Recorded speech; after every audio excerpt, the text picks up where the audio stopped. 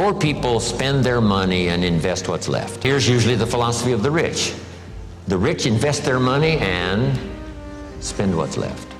It's just a little turn of semantics, but the little turn of semantics is like the turn of the set of the sail that takes you in a whole different direction to wind up at a good place in 1 year, or a place, of average, mundane, where you don't really want to be. Just that little simple shift of philosophy. So here's the key. Think like the rich. Invest your money first, then spend what's left. The winds are always blowing, favorable winds, unfavorable winds, stormy winds, economic winds, political winds. The wind is always blowing. But to arrive at a predetermined destination, it is not just the blowing of the wind that we have to deal with. Here's the major part, the set of the sail. The set of the sail is what you learn. Guidance on how to trim the sail, set the sail.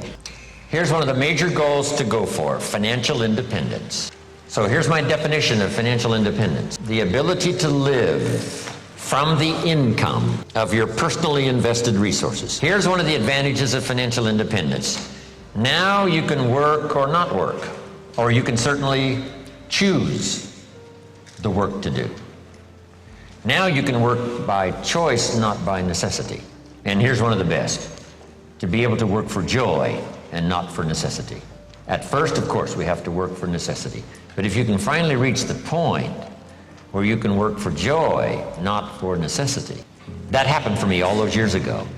My father kept talking about financial independence, debt-free, no one having a claim on your assets, finally being able to live from the income of your invested resources. I remember the joyful day when that finally arrived. So what I've done now, most of my life, I've had the unique privilege of working for joy, not for necessity. Not that the joy doesn't bring you more income. Not that working for joy doesn't make you another fortune. It certainly has for me, right? Another fortune and another fortune and another fortune. But not because I had to, but because I wanted to. I work now for joy and not for necessity. Key phrase to understand, we should teach this to our children. Economics is major. Everyone has to major in economics. Number one, for personal survival, to produce enough to take care of yourself. The first, economics. The next good phrase on economics, it's not what you earn, it's what you do with what you earn that makes the great difference in your financial future. All of this is determined by your own philosophy. It's important early, and kids have to have a personal philosophy working even when they go to school. Here's a good definition of your personal philosophy. A guidance system. And it does simply two things. Helps you to see the opportunities, take advantage of those. Helps you to see the dangers, minimize those. And as we learn and grow, we learn, hopefully, early to spot the dangers so they don't overcome us. Hopefully we learn early to see the opportunities and take advantage of those, maximize them if we can. That guidance system is like a sail on a sailboat. The Sunday morning sermon, the lyrics of a song, the dialogue of the movie, words put into good structures so that they deliver enlightenment, information, knowledge. And we use that to set sail. And it isn't that you set sail once and then that's it and it's over. It is a continual setting of sail every day, every month, every year. Setting sail economically, trimming the sail. For your good health, you just have to set sail toward the destination you wish to reach, having good health. Here's one of the better phrases. Everything by longevity tends to get off course. When the early astronauts made those trips to the moon, on the way to the moon, here's what they had to engage in, mid-course corrections. They look at all the gauges, and some solar winds that they didn't expect has pushed them off course as they look at the gauges. Now they must fire the little rockets to get the spaceship back on course. And it's especially critical if you're headed for the moon. If you're in an airplane and you miss Los Angeles and, make San Francisco, you're okay. But but you can't miss the moon. And here's why. If you miss the moon, you can't get back. So just put this little note now. It's a pretty serious note. Some destinations are critical. Number one, if you think it's impossible, it isn't. Here was point number two. If you think you know everything, you don't. Wow, that's good. Point number three. If you think you're alone, you're not. Your philosophy, whether it's your philosophy about economics or your philosophy about marriage or your guidance system about good health, it's easy to get off track. So by longevity, we start, and sure enough, it drifts off course. And that's what sermons are for. And that's what the lyrics of the songs are for in personal conversation, is to get us what? Back on track. Back on track. And hopefully we're not too far off track so that it doesn't take too long to get back on track. Now, your philosophy about money. Someone mentioned the other day the love of money. If you could do better, should you? That's not a bad question. Now, let's talk about financial independence. When I meet Mr. Schoaf, I'm not in good shape. Here's where I was when I met him. Pennies in my pocket and nothing in the bank. Here's what he said. Now to get started in a whole new direction, here's what you need to do. You need to develop a financial statement. And a financial statement is very simple.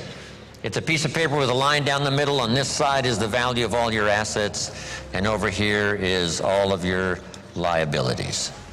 Here's what you've got in terms of worth, and here's what you owe. And then when you add up all of the value of your assets and you add up all that you owe, called liabilities, we come up with what we call now, finally, when you subtract one from the other, your current net worth.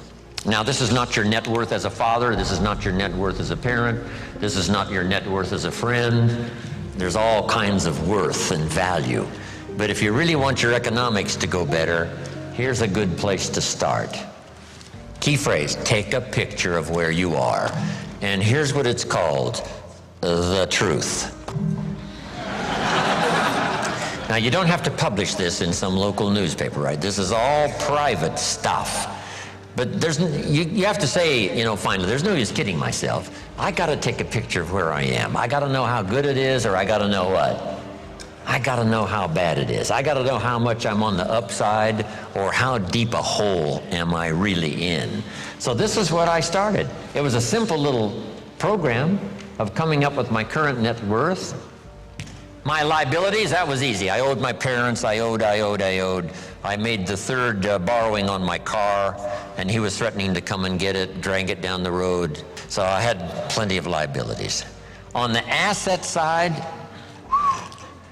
I put my furniture even. I put everything I could think of. My shoes. Wouldn't the Salvation Army give me $2 for my shoes? I am scrambling. And when I did this exercise, guess what it did? It really soberly gave me a current picture of where I was. And guess what? I was unhappy. But here's what's important about the truth. It sets you free. Number one, free to correct old errors in judgment.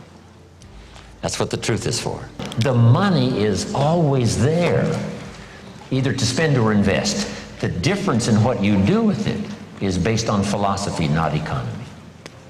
It isn't the state of America's economy that makes the difference. It's the difference in your philosophy. Here's a book on how to get rich. It costs $20. Somebody says, well, a poor person can't buy that book. Say, no, it's only 7 Coca-Colas. And you either spend the money on 7 Coca-Colas or a $20 book that teaches how to get rich. So jot this down. Everybody has the money. Even the poorest of the poor. The key is how to spend it. The key is what to spend it for and how you spend it. First, how you earn it is determined by your philosophy. Second, now, how you spend it is determined also by your personal philosophy. It won't take long now to jot this down. It takes a little longer to go do it, but here it is. What to do with a dollar? If a child asks what to do with a dollar, here's my suggestion. Never spend more than 70 cents. 70 cents. You've got to pick some number, right? This is the number I've picked, right? Listen to Brian, listen to Dennis, listen to me, and then refine your own to suit you. But I suggest don't spend more than 70 cents. Here's where the other 30 cents goes. 10 cents, 10% of your income for charity, church, whatever, supporting worthy projects, teaching children here to become generous. If kids understand generosity, they'll give you 10 cents out of every dollar that they earn. And this is a good place to start. It's easy to give 10 cents out of a dollar. A little more difficult to give 100,000 out of a million. You say, oh, if I had $1 million, I'd give 100,000. I'm not that sure. We better start you early, right? So that when the big money comes, it'll just be automatic. You won't even have to think. Here's the next 10 cents. Active capital. Try to make a profit. It's called buy and sell. I learned to do this starting at age 25. It's how I made my first fortune. Buying and selling. Like the little boy who buys a bottle of soap for $2 and sells it for $3. Now the third 10 cents is passive capital, which means let somebody else use this 10%. You put this to work and see if you can't make a profit. This is to let someone else use it. You are the passive partner in providing the money. They are the active partner in seeing if they can make a profit and pay you dividends and stock increase and whatever. And that little formula is a good place to start. Now, Mr. Schoaf gave me a comment. It has served me all these years. Here's the comment. It's not the amount that counts, it's the plan that counts. When I first met him, I said, if I had more money, I'd have a better plan. He said, no, if you had a better plan, you'd have more money. So if you have to, you start with 97, 1, 1, and 1. Then what do? Now comes the project right away of trying to get this 97 figure to go down and these other 3 numbers to start going up. This now becomes an exciting game to play. In another seminar, I talk about measuring progress. This is one of the great motivating factors in the world, is to start something and make progress. Next, keep strict accounts. This is for your own self-esteem, as well as safety and financial matters for the future. You've got to do it, for the IRS. You've got to do it for the tax bill that comes due. Then there's one more. Be happy to pay your taxes. And this is an assignment that's one of the toughest. Yes, the government needs to go on a diet and slim down and not spend quite so much. That's also true. But it's true of what? All of us. This is the deal. We're in all of this thing together. So finally, when I understood what this was all about, I finally became a very strange creature called a happy taxpayer. That's it. Here's the next one now.